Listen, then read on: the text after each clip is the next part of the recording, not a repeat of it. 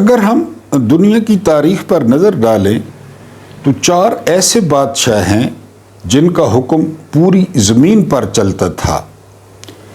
ان 4 بادشاہوں میں سے 2 مومن تھے اور 2 کافر تھے۔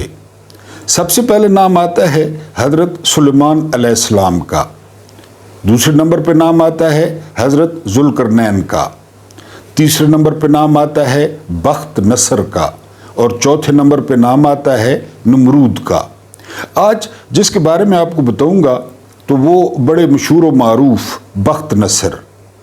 بخت نصر حضرت عیسیٰ علیہ السلام کی پیدائش سے 600 سال پہلے تقریباً کتابوں میں لکھا ہے کہ یہ بادشاہ گزرا۔ یہ بیسیکلی بابل کا بادشاہ تھا، یعنی عراق کا۔ بابل جو ہے وہ عراق میں موجود ہے، اور جو 7واں عجوبہ ہے، جو معلق باغات ہیں، لٹکے ہوئے باغات ہیں، وہ اسی بخت نصر نے بنوائے تھے، جو کہ دنیا کا 7واں عجوبہ ہے۔ بخت نصر وہ بادشاہ ہے کہ جس نے بیک وقت 2 انبیاء حضرت دانیال علیہ السلام اور حضرت عزیر علیہ السلام کو قید کیا۔ اس نے حملہ کیا فلسطین پہ، اور وہاں سے 80,000 قیدی اس نے بنائے۔ ان 80,000 قیدیوں میں جو ہے وہ 2 انبیاء بھی تھے، اور اس نے اتنی تباہی مچائی یعنی فلسطین میں کہ نہ پہلے مچی نہ بعد میں بچی۔ یعنی آپ اندازہ کریں کہ جو تورات کے اصل نسخے وہ تباہ ہوئے، تابوت سکینہ گم ہوا، اس کے بعد بیت المقدس میں تمام گندگی اور غلاظت اس نے بھر دی، بیت المقدس کو تباہ و برباد کر دیا۔ وہاں کے انتہائی خوبصورت اور بڑے محلات وہ اس نے نیست و نابود کر دیے، اور 80,000 فلسطینیوں کو یہ قید کر کے لایا۔ اب یہ مرا کس طرح، یہ امپورٹنٹ ہے۔ یعنی حضرت دانیال علیہ السلام وہ اس کے مشیر بن گئے۔ اب وہ مشیر کیسے بنے، یہ نیکسٹ ویلاگ میں، ابھی پورا واقعہ ہے، پھر نیکسٹ ویلاگ میں حضرت دانیال کس طرح اس کے مشیر بنے وہ آپ کو بتاؤں گا۔ یہ کوئی کام جو ہے وہ حضرت دانیال علیہ السلام سے پوچھے بغیر نہیں کرتا تھا، یعنی حضرت دانیال وہ مشیر اعلیٰ تھے۔ اب وہاں پہ یہودی بھی تھے، جہاں پہ یہودی ہوں اور سازش نہ ہو، یہ کہاں پہ لکھا ہے؟ وہ حضرت دانیال علیہ السلام سے بہت زیادہ حسد کرتے تھے۔ ایک دن انہوں نے بخت نصر کو یہ کہا کہ جو آپ کا مشیر اعلیٰ ہے اس کو پیشاب پر کنٹرول نہیں ہے، وہ جو ہی کچھ کھاتا پیتا ہے تو فوراً اسے پیشاب آ جاتا ہے۔ یہ اس دور میں بڑا معیوب سمجھا جاتا تھا کہ اتنے بڑے عہدے پہ، پھر ظاہر ہے پیغمبر تھے۔ تو بخت نصر نے ایک بہت بڑا جو ہے وہ انتظام کیا جشن کا اور کھانے کا، اور اس میں حضرت دانیال علیہ السلام کو خصوصی طور پہ مدعو کیا گیا۔ بہرحال سب لوگوں نے کھایا اور پیا۔ اب انتظار شروع ہو گیا کہ کون اٹھتا ہے سب سے پہلے رفع حاجت کے لیے۔ اس سے پہلے بخت نصر نے ایک بہت تگڑا جو ہے نا وہ دربان کھڑا کیا، بالکل دربار کے داخلی دروازے پر، اور اس نے کہا جو بھی بندہ پہلے باہر نکلے تو تم نے اس کا سر اڑا دینا ہے۔ وہ تمہیں کہے کہ میں بخت نصر ہوں، تم کہنا کہ جھوٹ بول رہے ہو، اور اس کا سر اڑانا ہے۔ یہ بخت نصر نے اس تگڑے دربان کو ہدایات دی۔ دروازہ بند ہو گیا، کھانا ہو گیا، اب ہر کوئی بیٹھا ہے، گپ شپ لگا رہا ہے امور سلطنت پہ۔ سب سے پہلے جو رفع حاجت ہوئی تو وہ بخت نصر کو ہوئی۔ واللہ خیر الماکرین۔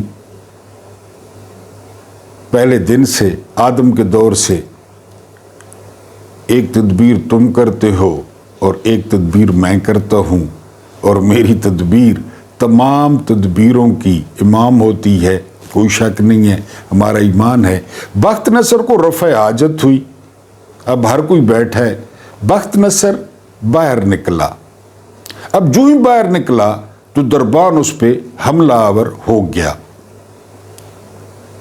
اور بخت نصر چیختا رہا کہ میں بخت نصر ہوں، لیکن دربان آگے سے کہتا کہ تم جھوٹ بول رہے ہو، اور اسی کشمکش میں اس نے بخت نصر کو قتل کر دیا۔ یہ اس کی موت ہوئی۔ یعنی دنیا میں جو چند ظالم لوگ ہیں ان میں بخت نصر کا نام آتا ہے۔ اب حضرت دانیال علیہ السلام اس کے مشیر کیسے بنے، یہ قصہ انشاءاللہ آپ کو اگلے ویلاگ میں بتاؤں گا کہ وہ دربار تک کیسے پہنچے۔ بہرحال یہ تھوڑا سا ذکر تھا بخت نصر کا، آپ نے نام ضرور سنا ہوگا۔ بسم اللہ الرحمن الرحیم۔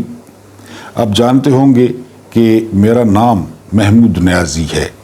السلام علیکم ورحمۃ اللہ وبرکاتہ۔ آپ یہ بھی جانتے ہوں گے کہ آج 23 اکتوبر 2025 ہے اور دن ہے جمعرات کا۔ میں آپ سے اکثر کہتا ہوں کہ یہ جو جمعرات کا دن ہوتا ہے، ہمارے بڑے بوڑھے کہتے تھے کہ یہ مرحومین کے لیے تحفے بھیجنے کا دن ہوتا ہے، ان کے لیے لازمی دعا کر دیا کریں، اپنے اور میرے اور تمام جو اہل ایمان وہ اس دنیا سے رخصت ہوئے ان کے لیے جو ہے وہ دعا لازمی کیا کریں۔ اس کے بعد اگر خبروں پہ آئیں تو 28 نومبر اور 2025 آپ جانتے ہیں کہ جنرل عاصم منیر ہلال امتیاز ملٹری انہوں نے ریٹائر ہونا ہے، اور کل آپ کو ایک اور بریکنگ نیوز دی تھی کہ جو غیر آئینی بینچ کے سربراہ ہیں حاجی امین الدین جو عسکری ٹاؤٹ ہیں، ملتان سے ان کا تعلق ہے، یہ بھی نومبر میں ریٹائر ہو رہے ہیں، اور یقین کریں کہ اگر یہ دو ریٹائرمنٹس بخیر و خوبی ہو جاتی ہیں تو پاکستان میں ایک نئے دور کا جو ہے وہ آغاز ہو جائے گا۔ اس سے پہلے کہ آپ کے سامنے بقایا خبریں رکھوں اور ویلاگ رکھوں، آپ سے درخواست ہے کہ آپ لوگ جو ہے وہ چینل کو سبسکرائب کر لیں اگر ابھی تک سبسکرائب نہیں کیا تو، اور اگر آپ سبسکرائبرز ہیں تو آپ کی بہت مہربانی، آپ ویڈیو کو لائک کر دیں، نوجوانوں تک ہمارا پیغام پہنچائیں، ویڈیو کو شیئر کریں، اور ہمیشہ کی طرح آخری درخواست یہ کہ ویڈیو کو پورا دیکھنے کی کوشش کیا کریں۔ الحمدللہ یہ ایک پیکج ہوتا ہے جس میں مختلف واقعات ہوتے ہیں، تاریخی جو ہے نا حوالے ہوتے ہیں، تو ویڈیو کو پورا دیکھنے کی کوشش کیا کریں، اور جو ہے وہ اس نظام کے چہرے پہ، اس نظام کو لانے والوں پہ، قاضی لعنت پہ، اور جو ہے نا جو اس میں ملوث تھا اسکندر سلطان راجہ، ان کے جو ہے نا وجود پہ یہ جو ہے وہ کر دیں، لیکن یہ خیال کیا کریں کہ اگر آپ کے سامنے کوئی بندہ بیٹھا ہے تو وہ ڈسٹرب جو ہے وہ نہیں ہونا چاہیے اور اس پہ تھوکے نہیں جانی چاہیے۔ بہرحال جی، جو پہلی خبر آپ کے ساتھ ڈسکس کرنی ہے وہ ہے ڈونلڈ جے ٹرمپ۔ انہوں نے تازہ ترین ارشاد فرمایا ہے کہ جو ہے وہ مجھے لگتا ہے ولادیمیر پوٹن یوکرین کو پورے کا پورا جو ہے وہ ہڑپنا چاہتے ہیں، اس پر جو ہے وہ قبضہ کرنا چاہتے ہیں، لیکن اب جو ہے وہ پوٹن کو مذاکرات جو ہے وہ کرنے چاہیے اور ان کو مذاکرات سے یہ مسئلہ حل کرنا چاہیے۔ پھر ڈونلڈ ٹرمپ فرماتے ہیں اس پہ آپ نے غور کرنا ہے کہ ہم یوکرین کو اسلحہ نہیں بیچ رہے، یہ اتنا نوسر باز ہے کہ ہم یوکرین کو جو ہے وہ اسلحہ نہیں بیچ رہے، ہم اسلحہ بیچ رہے ہیں جو ہے وہ نیٹو کو، یورپی یونین کو۔ ہاں، اگر نیٹو اور یورپی یونین اگر رشیا کو سپلائی کر رہا ہے تو اس کی ذمہ داری ہماری نہیں ہے۔ ٹھیک ہو گیا جی۔ اس کے بعد جو اگلی خبر ہے وہ خبر یہ ہے کہ اسرائیل کی پارلیمنٹ نے مغربی جو کنارہ ہے ویسٹ بینک، اس کو مغرب الاردن بھی کہتے ہیں، اس کے ساتھ الحاق کا اعلان کر دیا ہے۔ کہ یہ جو مغربی کنارہ ہے یہ ہمارا ہے۔ آپ جانتے ہوں گے کہ مغربی کنارے یا ویسٹ بینک پہ ایک اتھارٹی قائم ہے، اس اتھارٹی کے سربراہ محمود عباس ہیں۔ کہا جاتا ہے کہ جی وہ فلسطین کے صدر ہیں۔ محمود عباس بذات خود بہائی ہیں، مسلمان نہیں ہیں، بہائی ہیں۔ بہائی کا آپ گوگل سے نکال لیں یا میں آپ کو بتا دوں گا ان کے عقائد کے بارے میں، ان کو مسلمان نہیں سمجھا جاتا۔ بہرحال اہم بات یہ ہے کہ اسرائیل اب مغربی کنارے کو بھی جو ہے وہ ہڑپنے کے چکر میں ہے۔ پہلے دن سے جو ہے نا وہ شہباز شریف اور فیلڈ مارشل ہمارے ساتھ ہیں۔ یہ ڈونلڈ ٹرمپ نے کہا تھا، اس معاہدے کو، نام نہاد معاہدے کو ذہن میں لائیں کہ جو معاہدہ ہو گیا، بڑے جو ہے نا بھنگڑے ڈالے گئے اور بڑے تاشے بجائے گئے۔ بہرحال یہ جو ہے وہ ہے۔ سندھ میں آپ کو میرٹ کا بتاتے ہیں کہ سندھ میں کتنا میرٹ چل رہا ہے۔ آپ لوگ گلہ کرتے ہیں، یہ ہے شرجیل میمن، یہ دلال قسم کا بندہ ہے۔ جب سندھ ہاؤس میں باجوہ نے منڈیاں لگوائیں نا تو نوٹوں کی جو بوریاں تھیں اور جو بہترین کپیاں تھیں وہ اس بندے نے سپلائی کی تھیں، یہ سپلائر تھا۔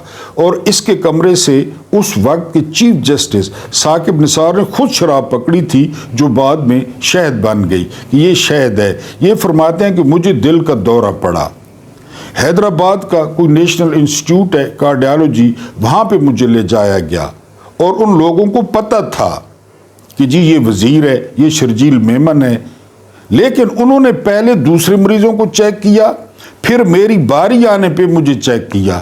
اندازہ کریں ہارٹ اٹیک ہوا ہے، یعنی آپ کو ہارٹ اٹیک خدا نہ خواستہ ہو جائے اور وہ دوسرے مریض چیک کرتے رہیں جن کو گیس ہے یا جن کو بواسیر ہے۔ بہرحال یہ 80 اور 90 کی دہائی میں رہ رہے ہیں، انہوں نے بہت موتیا بنایا اس قوم کو۔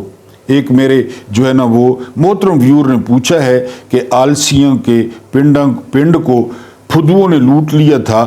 آلسی کہتے ہیں سست کو، کاہل کو، یعنی جو ہم ہیں 25 کروڑ اور ہمیں یہ پھدو نہیں لوٹ رہے 78 سال سے۔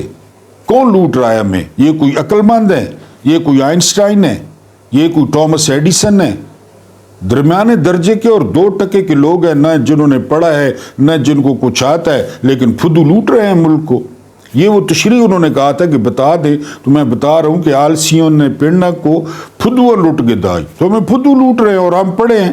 بہرحال جی یہ شرجیل میمن کو ہارٹ اٹیک ہوا ہے اور اس کا علاج نہیں ہوا۔ یہ میرٹ چل رہا ہے سندھ میں، اگر کوئی سندھی سن رہا ہے تو۔ اس کے بعد جو ہے نا اگلی خبر ہے، وہ خبر یہ ہے کہ جج کی عمر جو ہے وہ 75 سال کی جا رہی ہے ججوں کی، کیونکہ یہ جج ساری باتیں مان رہے ہیں۔ عیسیٰ رانا کا کہنا ہے کہ میری تجویز مانے تو جج کی ریٹائرمنٹ کی عمر 117 سال کر دیں، کیونکہ 117 سال کی عمر میں بھی، کیونکہ واٹس ایپ پہ فیصلہ آنا ہے نا وہ ابھی عقل اپنی استعمال کر رہے ہیں نہ انصاف کر رہے ہیں، تو 117 سال کی عمر میں بھی وہ واٹس ایپ پہ تو پڑھ رہیں گے کہ اوپر سے کون سا حکم آیا ہے، تو ان کی عمر جو ہے وہ 117 سال کر دی جائے ریٹائرمنٹ کی۔ اس کے بعد جو اگلی خبر ہے وہ خبر یہ ہے کہ یہ جو سہیل خان آفریدی کا وزیر اعلیٰ بننا ہے یہ گہرے اثرات مرتب کر رہا ہے۔ اگر ملٹری اسٹیبلشمنٹ اس سے کام کرنے دیتی ہے تو 2 خاندانوں کو اپنی پڑ گئی ہے، بلکہ 2 خاندانوں کے ورکروں کو، جنہوں نے ڈائپر چینج کیے، جنہوں نے پیمپر جو ہے نا دھوئے، قمرالزمان کیرا، فرت اللہ بابر، رضا ربانی، جاوید لطیف، وہ لوہے کا چھولا، سعد رفیق، کہ یار پی ٹی آئی میں یہ ہو سکتا ہے؟ کوئی 36 سے 40 سال کا لڑکا جو ہے وہ وزیر اعلیٰ بن سکتا ہے، وہ بھی اتنے حساس صوبے کا؟ اس لیے اس کو کام نہیں کرنے دیا جائے گا، پوری کوشش کی جائے گی۔ اور جس سپیڈ کے ساتھ وہ جا رہا ہے، تو یہ سپیڈ آپ کو پتہ ہے یہ نوجوانوں کو سوٹ کرتی ہے، اور یہ خطرے کی گھنٹی بجا دی گئی ہے 2 جو ہے نا بادشاہتوں کے لیے، کیونکہ 2 خاندان جہاں پہ بادشاہ ہیں ان کے پیچھے ملٹری اسٹیبلشمنٹ ہے، تو یہ بڑا نفسیاتی اثر ڈال رہا ہے نوجوانوں پہ کہ ہم محنت کریں گے، سیاست میں آئیں گے تو ہم بھی جو ہے وہ وزیر اعلیٰ وہ بن سکتے ہیں۔ نئے بلدیاتی الیکشن، یہ چونکہ ضیاء کی اولاد ہے، روحانی اولاد ہے ضیاء کی، ضیاء نے بھی غیر جماعتی الیکشن کرائے تھے، اب انہوں نے کہا ہے کہ پنجاب میں جو الیکشن ہوگا وہ غیر جماعتی ہوگا۔ پھر کیا ہوگا؟ پھر 30 دن کے اندر اندر آپ نے کسی پارٹی میں شامل ہونا پڑے گا، اور پھر 30 دن کے اندر یہ سوٹے ماریں گے، ڈنڈے ماریں گے اور نون لیگ میں شامل کروائیں گے۔ کس کی جرت ہے؟ یعنی کون اپنی بیٹیوں کو بیٹوں کو ہراساں کرنا چاہے گا؟ کون جیل جانا چاہے گا؟ کون دہشت گردی کے مقدمے بھگتنا چاہے گا؟ یہ 30 دنوں میں سارے نون لیگ میں شامل ہو جائیں گے، اور پھر ابھی آپ کو بتا رہا ہوں پھر چورن بیچا جائے گا کہ جی نون لیگ نے کلین سویپ کر لیا ہے پورے پنجاب میں۔ وہ ان کو طریقہ آ گیا، نہ کوئی روکنے والا ہے، نہ کوئی عدالتیں ہیں، وہ ان کو طریقہ آ گیا۔ یہ بہرحال جو ہے، کیونکہ ضیاء نے بھی جو ہے نا وہ غیر جماعتی جو ہے وہ الیکشن کروائے تھے 1985 میں، اور یہ بیماریاں ہمارے گلے پڑی تھیں، یہ شریف خاندان اور اس کی باقیات۔ اس کے بعد یورپی پارلیمنٹ میں یہ لن بوائلن ہے، بڑی زبردست خاتون ہے، اگر گوگل پہ آپ ان کو سنیں، لن بوائلن، یہ آئرلینڈ سے ہیں، ممبر ہیں ڈبلن سے، یہ یورپی پارلیمنٹ کی ممبر ہیں۔ انہوں نے کیا انکشاف کیا ہے؟ انہوں نے انکشاف کیا ہے کہ معاہدے کے بعد 153 ٹن جو ہے بارود برسایا گیا ہے۔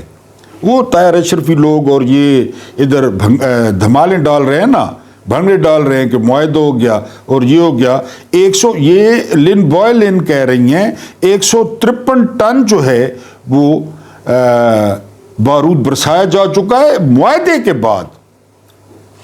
4000 انہوں نے بچوں کا جو ہے نا وہ ذکر کیا ہے جن کا کوئی نہ کوئی اعضاء غائب ہے، یعنی کسی کا ہاتھ نہیں ہے، کسی کی ٹانگ نہیں ہے، کسی کے دونوں ہاتھ نہیں ہے، یہ 4000 بچے ہیں۔ 4200 بچہ صرف اور صرف وہ بھوک سے مرا ہے۔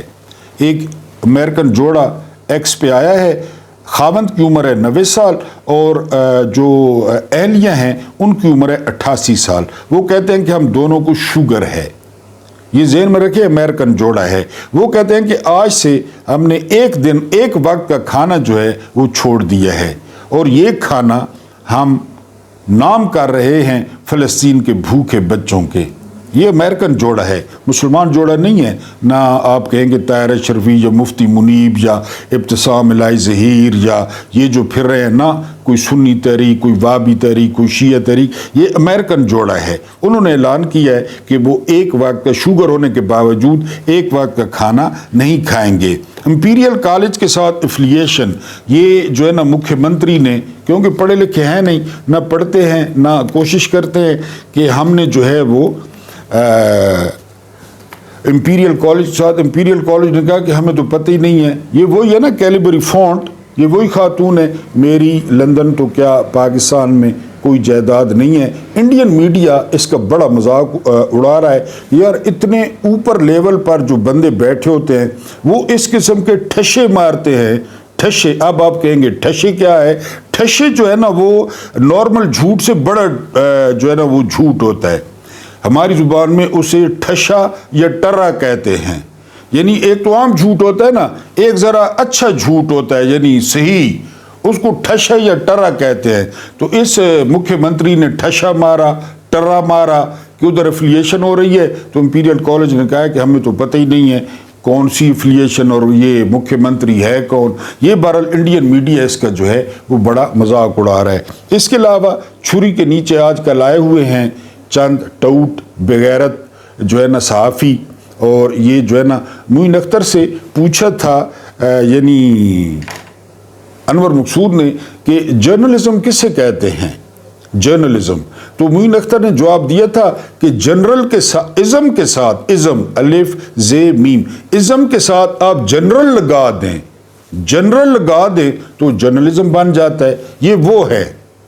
یہ ٹماٹروں پہ سلیم صحافی نے شلوار اتار دی، عمر چیمہ نے شلوار اور قمیض دونوں اتار دیں، اور جو ہے نا وہ آسمہ شیرازی نے بال کھول لیے، اور میں ان کے بارے میں کچھ نہیں کہتا، سرکاری حاجن ہے۔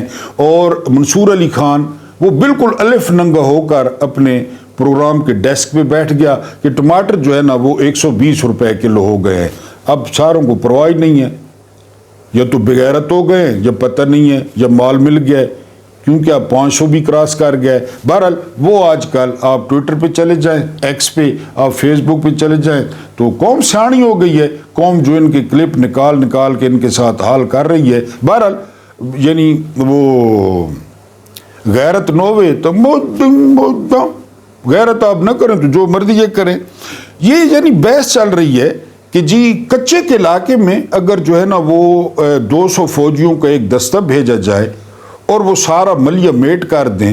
یعنی ہم سنتے ہیں نا کچے کے ڈاکو فلانا لونڈ فلانا گھونڈ فلانا وہ مچھاں رکھی ہوئی ہیں علمہ دار اور جو ہے نا ٹوپیاں کیوں کھلے عام وہ چینل چلا رہے ہیں اور جو ہے نا موٹر وے بند کر کے 2 گھنٹے 3 گھنٹے جنوبی پنجاب میں وہ لوٹتے ہیں کہ جی اگر 200 فوجی چلا جائے 300 فوجی چلا جائے کیونکہ ان کو تربیت ہوتی ہے اور ایک ہی بار میں ان کو ختم کر دیں. لیکن جواب دینے والے کہتے ہیں کہ وہاں پہ معدنیات نہیں ہیں, وہاں پہ چلغوزوں کے باغ نہیں ہیں. چلغوزے میرا خیال ہے کوئی 14,000 روپے کلو ہے چلغوزے.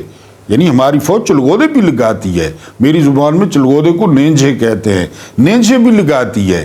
اچھا وہاں چلغوزے نہیں ہیں. اس کے علاوہ وہاں پہ نیلے ڈرم نہیں ہیں جو ایران سے آتے ہیں یعنی اربوں روپے کے.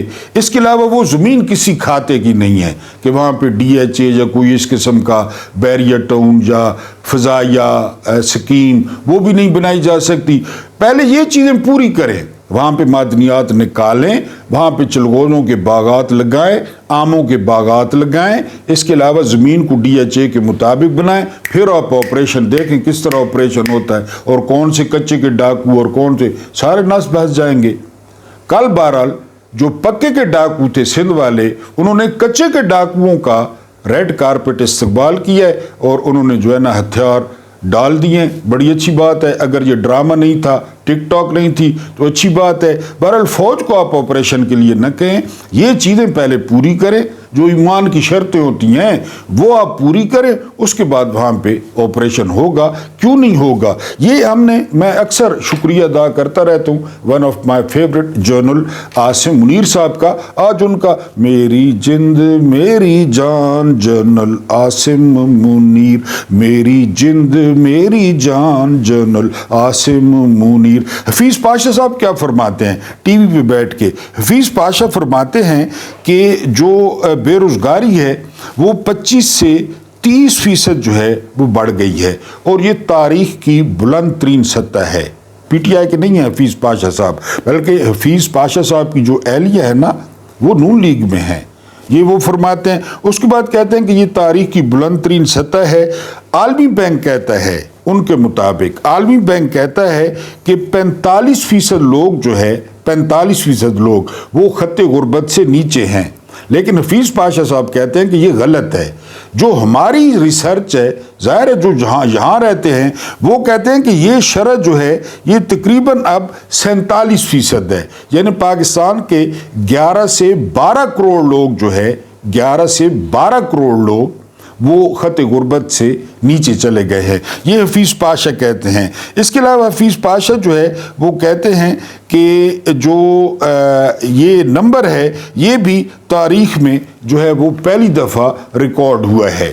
اور جو سرمایہ کا جسے جو ہے نا وہ برین گین کہا جاتا ہے, جو ہے نا وہ آرمی چیف کہتے ہیں, تو برین ڈرین وہ کہتے ہیں کہ پاکستان کی تاریخ کی بلند ترین سطح پہ ہے. اس کے علاوہ جو لارج مینوفیکچرنگ انڈسٹریز ہیں ان کا بٹھا بیٹھ گیا ہے. وہ زیادہ تر جو ہے وہ مال نہیں بنا رہی کیونکہ باجوہ نے ٹھیک ہے رجیم چینج آپریشن کر دیا, ندیم انجم نے بھی گند مار دیا, لیکن اس کے بعد یہ نئے چیف آئے, نئی قیادت آئی, یہ اپنا کہتے وہ اٹھا کے پھینکتے کہ جی جو کچھ انہوں نے کیا دفع کرو اور ملک کو صحیح. لیکن یہ بھی ذاتی انتقام پہ اتر آئے, یہ بھی ذاتی انا پہ آ گئے. اور اس کے بعد جو کچھ ہو رہا ہے, جن ٹھگوں کو لایا گیا, جن تجربہ کاروں کو لایا گیا, جن نوسر بازوں کو لایا گیا, جن چوروں کو ڈھونڈ ڈھونڈ کے لایا گیا, یہ 40 سال سے قوم ان کو بھگت رہی تھی, 40 سال سے قوم ان کو دیکھ رہی تھی کہ یہ کیا کر رہے ہیں. بہرحال آپ نے بھی ان کا شکریہ ادا کر دینا ہے. 11 سے 12 کروڑ پاکستانی بقول حفیظ پاشا وہ خط غربت سے نیچے چلے گئے ہیں. محسن نقوی نے کہا کہ کوئی ایک جو ہے نا ہمیں جو ہے وہ دی جائے, جو ہے وہ گواہی دی جائے کہ جی ہم نے عمران خان سے رابطہ کیا ہے. یہ محسن نقوی نے کہا. رات کو کیا ہوتا ہے, رات کو نیشنل ٹی وی پہ بیٹھ کے طارق فضل چودھری, یہ وزیر ہے اور یہ جرنیلوں کے بڑے قریب ہیں, بہت قریب ہیں. یہ تقریباً 60,000 کی لیڈ سے اسلام آباد میں ہارے تھے. جسٹس طارق محمود جہانگیری نے ان کا حلقہ کھول دیا اور ان کو کہا کہ جو ہارا ہوا ہے نا پہلے وہ حلف دے اور میں باہر سے فرانزے کرواؤں گا. فارم 45 اور فارم 47 کا باہر سے فرانزے کرواؤں گا. یہ پھر پڑ گئے طارق محمود جہانگیری کے خلاف کیونکہ یہ 70 ہزار لیڈوں سے ہارے ہیں. یہ جرنیلوں کا ٹوٹ ہے. تو طارق محمود جہانگیری کی ڈگری نکال دی گئی کراچی یونیورسٹی سے. آپ کو یاد ہوگا ڈگری جعلی ہے, میٹرک کی سند جعلی ہے, انہوں نے نقل ماری ہے امتحان میں, وہ سارا معاملہ, اور طارق فضل چودھری کو بچا لیا گیا. طارق فضل چودھری کیا کہتا ہے, یعنی محسن نقوی کے منہ پر گوبر ملتے ہوئے کہ جی ہمیں پی ٹی آئی درخواست دے, عمران خان درخواست دے, ہم جو ہے وہ عمران خان کو بنی گالہ شفٹ کر دیتے ہیں, سارا دن ملاقاتیں کریں, سارا دن گپے ماریں, سارا دن جو ہے وہ لوڈو کھیلیں. اب ترلے شروع ہو گئے اور محسن نقوی نے کہا تھا کہ جی کوئی گواہی لائیں. یعنی جو کچھ یہ کر لے. ایک تو 5واں گیئر لگایا ہوا ہے سہیلا افریدی نے, آج وہ ملنے بھی جا رہے ہیں عمران خان کو, یعنی اڈیالہ جیل میں وہ اسلام آباد پہنچ چکے ہیں, انہوں نے آج ملنے جانا ہے. آج عدالت میں کیس بھی لگا ہوا ہے کہ جی ملاقات نہیں کروائی جا رہی. اچانک جو ہے نا وہ فل بینچ یہ کیس سن رہا ہے. بہرحال یہ آفر آ گئی ہے کہ جی عمران خان یعنی یہ سارے معاملات میں دخل اندازی نہ کریں, ایکسٹینشن ہونے دیں, لوٹ مار ہونے دیں, جو حفیظ پاشا نے بتایا ہے وہ ہونے دیں, سارا کچھ ہونے دیں, لیکن وہ بنی گالہ چلے جائیں, چل کریں, ایکسرسائز کریں, کھائیں پئیں, ملاقاتیں کریں اور ہمیں پلیز لوٹ لیں دیں, ہمیں لوٹنے دیں, ہمیں پاکستان کا بیڑا غرق کرنے دیں, آپ اس میں نہ بولیں. بہرحال طارق فضل چودھری نے یہ نیشنل ٹی وی پہ بیٹھ کے آفر کر دی ہے. عرش شریف کو یعنی ہمارے جو 23 اکتوبر کو ہمیں تو صرف یہ خبر ملی نا کہ عرش شریف جو ہے وہ کینیا میں شہید کر دیے گئے.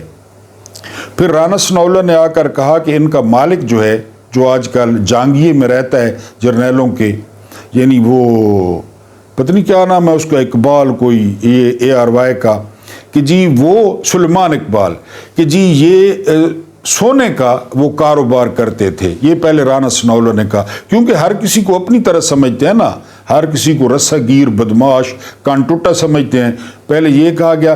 یعنی 23 اکتوبر کو تو شہادت ہوئی, لیکن 23 اکتوبر سے پہلے جو کچھ عرش شریف کے ساتھ کیا گیا, لاڑکانہ میں FIR, ٹنڈو باغو میں FIR, خوشاب میں FIR, میاں والی میں FIR, بلوچستان میں FIR, محب وطن سامنے آنا شروع ہو گئے. وہ FIRیں کس نے کٹائیں؟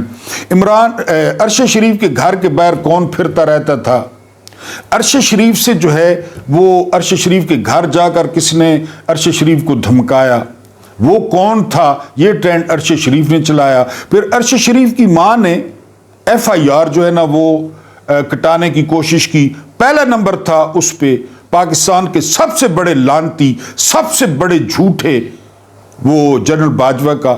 دوسرا نام تھا وہ جس کا کھوتے جتنا منہ ہے DG ISI اس وقت کے ندیم انجم کا. ادھر عرش شریف کا جنازہ ہو رہا تھا, ادھر یہ ڈینگے مار رہا تھا یہ ندیم انجم کہ ہماری مرضی کے بغیر جو ہے وہ نہ کوئی جا سکتا ہے نہ کوئی آ سکتا ہے.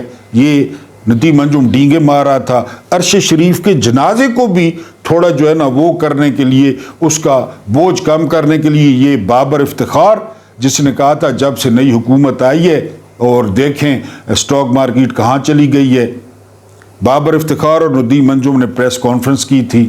اب عرش شریف کی ماں کی جو FIR ہے اس میں جنرل باجوہ کا نام ہے, اس میں ندیم انجم کا نام ہے, اس میں فیصل نصیر کا نام ہے جو ابھی بھی یونیفارم میں ہے DGC ISI کا, اس میں بریگیڈیئر کا نام ہے, اس میں ایک کرنل ہے ISPR کا, اس کا نام ہے, وہ پورے نام ہے. اس کی ماں کہہ رہا ہے یہ FIR کٹے, وہ واضح کہتی ہے انہوں نے قتل کیا ہے, انہوں نے UAE سے نکلوایا. اب UAE سے ویسے عرش شریف جیسے بندے کو نکالا جا سکتا ہے اور کینیا میں مارا جا سکتا ہے جب تک کسی 3 سٹار یا 4 سٹار کے گلے میں رسہ نہیں پڑے گا.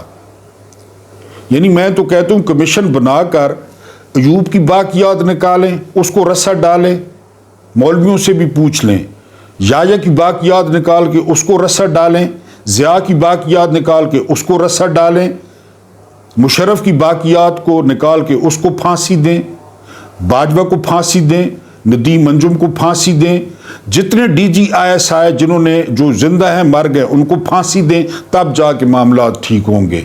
جس طرح کل پرسوں آپ کو بتایا کہ شی پنگ نے 9 جرنیلوں کو بیٹھے بٹھائے برطرف کر دیا کہ دفع ہو جاؤ، کرپشن کرتے ہو، شی پنگ نے۔ اس کے علاوہ کل آپ کو خبر دی، بہت کم لوگوں نے وہ ویلاگ دیکھا ہے، کہ 15 یونیفارم میں افسروں کو عدالت نے کہا کہ گرفتار کرو اور جیل میں ڈالو۔ قصور کیا تھا؟ قتل قصور نہیں تھا، قصور یہ تھا کہ ان جو ہے نا وہ 15 افسروں نے لوگوں کو گھروں سے غائب کیا، انہوں نے دروازے توڑے، انہوں نے ہراساں کیا، کرو گرفتار دگڑ دلوں کو اور جیل بھیجو۔ بنگلہ دیش کی عدالت جسے یہ مسلی کہتے تھے، جسے کہتے تھے ان کے قد چھوٹے ہیں، جنہیں کہتے تھے ان کی چھاتیاں جو ہے نا وہ چوڑی نہیں ہیں، تمہاری جو چھاتیاں چوڑی ہیں، کس طرح جنرل جگجیت سنگھ اروڑا کے سامنے سائن کر کے واپس آ گئے، چھاتیاں تو چوڑی ہیں تمہاری۔ کیا کیا ہے قطر میں تم لوگوں نے اپنے اقتدار کے لیے، اپنی موجوں کے لیے، اور اتنے ڈھیٹ اور بشرم کہ پاکستان توڑنے کے بعد بھی یا کہتے تھا میں صدر ہوں۔ اتنا اقتدار پیارا ہے ان کو۔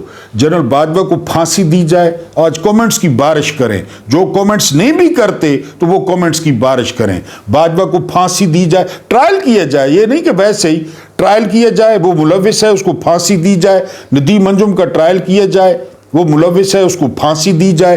عمران خان نے بھی فیصل نصیر کا نام لیا تھا کہ جی وہ ملوث ہے مجھ پر فائرنگ کروانے میں، اس کا ٹرائل کیا جائے، جتنے کرنل اور بریگیڈیئرز ہیں ان کا جو ہے وہ ٹرائل کیا جائے۔ اور 23 اکتوبر کی نسبت سے ہم عرش شریف کو سلام کرتے ہیں، ہم عرش شریف کی قبر کو چومتے ہیں، ہم عرش شریف کی قبر کی پیروں والی سائڈ کو چومتے ہیں۔ عرش شریف قیامت تک، جب تک پاکستان ہے، عرش شریف کا نام زندہ رہے گا۔ آج یا کل انشاءاللہ کوشش کروں گا عرش شریف کے مزار پر جانے کی، وہاں پر ہم اکٹھے جو ہے وہ دعا کریں گے، جو ہے نا آپ بھی شامل ہوں، انشاءاللہ میں بھی جاؤں گا عرش شریف کے مزار پہ، اور عرش شریف کو ہم خراج تحسین پیش کریں گے، فاتحہ پڑھیں گے۔ لیکن آپ نے آج کومنٹس میں، جو پہلے کومنٹس نہیں کرتے، 1000 لوگ دیکھتے ہیں تو 1000 کومنٹس آج ہونے چاہیے کہ جی باجوہ اور ندیم انجم کا ٹرائل کر کے